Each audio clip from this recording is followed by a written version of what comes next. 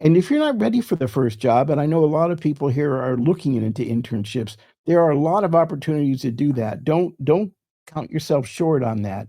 I mean, I just did a quick search right before this on internships, cyber internships. Now, by using the word cyber, it's going to default to many federal internships.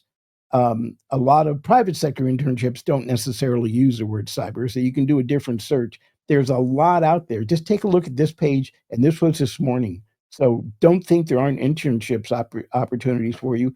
And there are some private companies that are willing to help you out. This happens to be one of our members, which is 909, Cyber 909. But if you take a look at Intern Connect, and I have the URL for this down below, this is something you can join for free. There's plenty out there. I just happened to pick one, and especially if you're still in school.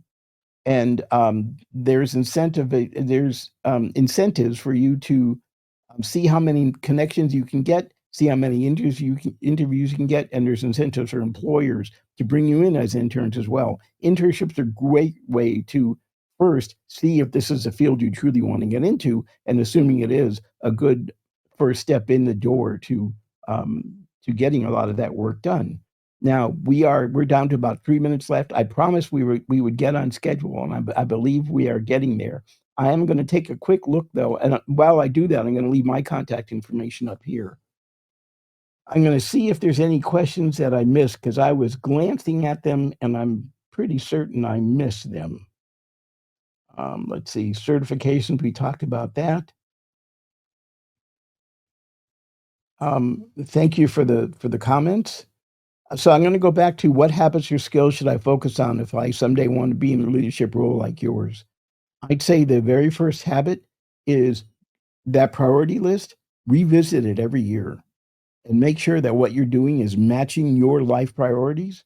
And if not, change your direction and get to a job and career that is.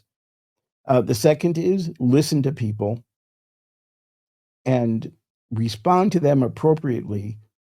Don't focus on what you want them to hear. Focus on what they want to hear from you.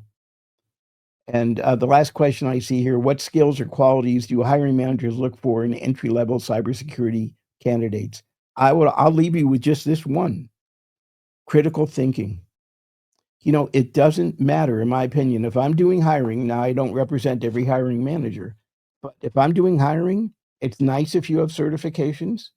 And it's nice if you actually done an internship. But the very first question I'll ask you is, talk to me about a situation where you didn't think there was an answer to it. What did you do? Whether you got to a good answer or not, what did you do to solve it? Critical thinking is a priority, especially in cyber, because you can't simply follow scripts and push buttons. You have to be able to make decisions based on what's in front of you. And you may not have seen something like it before. So you have to determine, what am I going to do to solve this? What are my next steps? So critical thinking, I'll just leave it at that. That's the most important skill for you to have and develop.